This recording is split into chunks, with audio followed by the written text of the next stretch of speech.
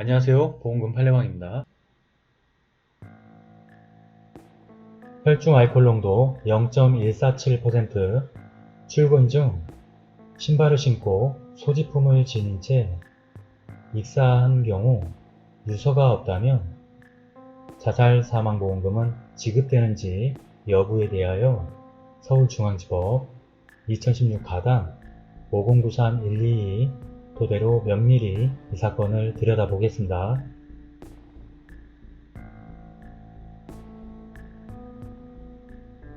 우선 기초사실에 의하면 피보험자 망인은 2014년경 상해사망보험을 가입하였고 2015년경 출근한 뒤 귀가하지 않고 끝내 익사한 채 발견되었습니다. 이하 내용은 아래와 중복되는 부분이 많아서 생략하겠습니다. 재판부의 판단, 쟁점 가, 사망의 원인, 사체 검안서에는 직접 사인을 심폐정지라고 적시된 점,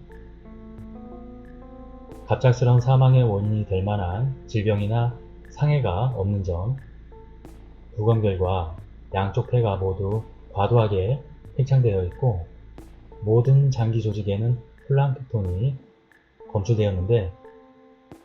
이는 살아있는 상태에서 공기 대신 물을 기도로 흡입하여 질식한 사망의 사례로서 망인은 영산강 또는 영산강으로 이어지는 하천에 빠져 익사한 것으로 추정됩니다. 쟁점나 사고의 급격성과 외래성, 인과관계 여부, 망인은 강에서 빠져 공기 대신 물을 기도로 흡입하여 단시간에 질식하여 사망하였고 이와 같은 사망의 원인은 망인의 신체적 결함, 즉 질병이나 체질적 요인 등에 기인한 것이 아니라 외부적 요인에 의해 초래된 것이 분명하므로 사고의 급격성, 외래성, 사망 간의 인과관계는 넉넉히 인정됩니다. 쟁점다 사고의 우연성 및 피고의 면책 여부, 사고의 우연성 여부, 상법 제732조의 2는 피보험자의 중대한 과실로 인하여 생긴 경우에도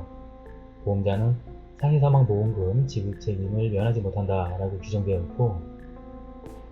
상해보험 사고의 요건 중 우연성이란 고의적인 사고와 반대되는 우발적으로 발생한 고를 의미하며 이러한 우연성과 사망 간의 인과관계는 수익자가 증명할 책임이 있는데 반면 보험자는 피보험자의 고의성에 대하여 객관적인 물증 등으로 증명할 책임이 있습니다. 그러므로 수익자로서는 사고의 외형이나 유형으로 보아 피보험자가 예견하거나 기대하지 않은 과실로 사고의 발생이 가능하다는 점을 합리적으로 수긍할 수 있을 정도로 이를 증명하며 일단 사고의 우연성에 입증을 다한 것으로 보고 이와 달리 보험자로서는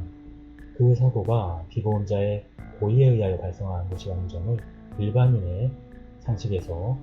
합리적 의심할 여지가 없을 정도로 완벽히 증명하면 상해사망보험금 지급 책임을 면한다 할 것입니다. 이 사건의 경우 망인의 사망 원인이 된 익사는 외형적, 유형적으로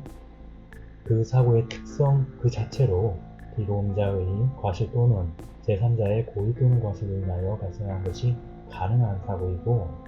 특히 망인은 사고 전 평소와 다름없이 출근 시간에 맞추어 집을 나선 후 하천에 인접한 출근길을 따라 걸어갔을 것으로 추정되는 점,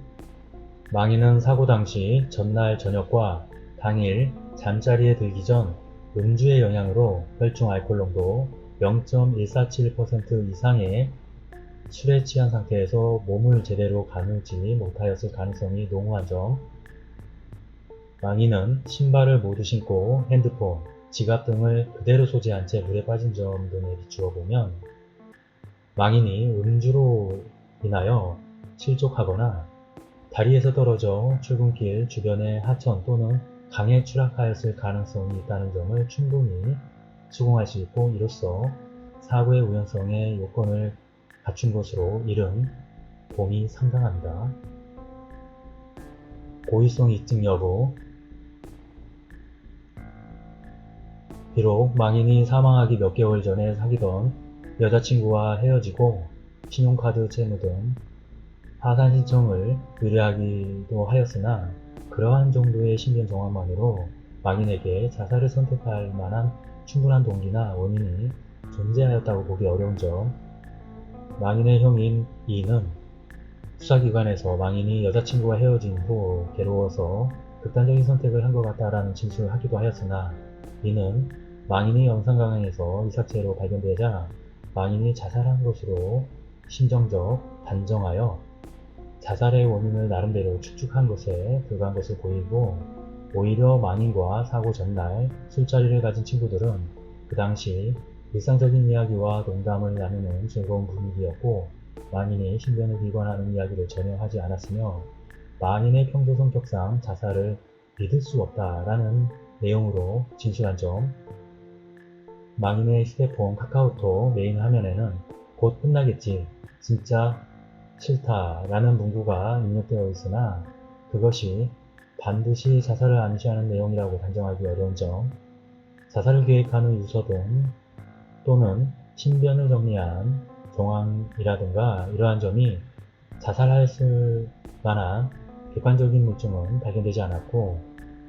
즉 통상인의 경우 간혹 부정적인 내용을 메인 화면에 공개하는 경우도 있는데 본 사안과 유사할 경우 다른 자살의 개연성을 추가되는 물증이 발견되지 않는 한 모두 고의적인 자살이라고 식단할 수 없는 점. 망인이 물에 빠지게 된 사고 전후에 상황을 직접 목격한 사람이나 이를 촬영하는 CCTV도 존재하지 않는 점. 망인이 출근길에 갑자기 자살을 결심하였거나 신발을 신고 핸드폰, 지갑 등을 그대로 소지한 상태로 물로 뛰어들어 자살하였다는 것은 다소 이례적이고 부자연스러운 점. 이러한 사정을 모두 종합하여 보면 피고가 내세우는 정황 증거들만으로는 망인이 자살한 것으로 단정할 수 없고 달리 이를 인정할 증거가 없다 할 것입니다. 따라서 피고는 수익자인 원고에게 상해사망보험금을 지급할 책임이 있다 할 것입니다. 익사 자살 관련 사례 내용은 다음과 같습니다. 이 평가. 상해사고의 원인이 고의인지 불의인지 불명확한 경우 수익자는 엄격한 증명일 필요는 없고 일응의 증명 또는 표현의 증명으로 충분하다고 보아야 하고, 이는 판사로 하여금 확실한 신증을 형성케 할 정도에는 이르지 않더라도 개연적인 신증을 형성케 할 정도의 증명이면 충분하며, 일응의 증명의 유무에 대한 판단은 수익자가 주장, 입증하는 사고의 경위가 경험칙에 의하여 일반적으로 인정되는 사건의 통상적인 경과에 부합되는가, 또는 상해사고를 외형적, 유형적으로 보아 피보험자가 예기하지 않고 의도하지 아니한 사고로 볼 수 있는가 등을 기준으로 판사가 자유신증에 의하여 종합적으로 판단하여야 하는 것인 바, 이 경우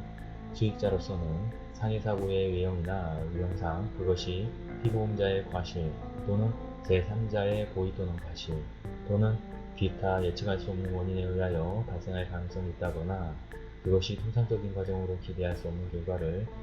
가져올 수도 있다는 것을 증명하고, 객관적 정황상 고의에 의한 사고라는 것이 명확하지 않다면 이른 사고의 우연성에 관한 입증을 다한 것으로 봄이 타당하며,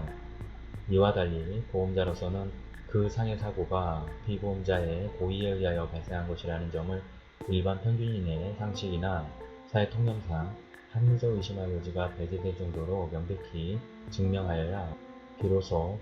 상해사망보험금 지급 책임을 면할 수 있게 된다 할 것입니다.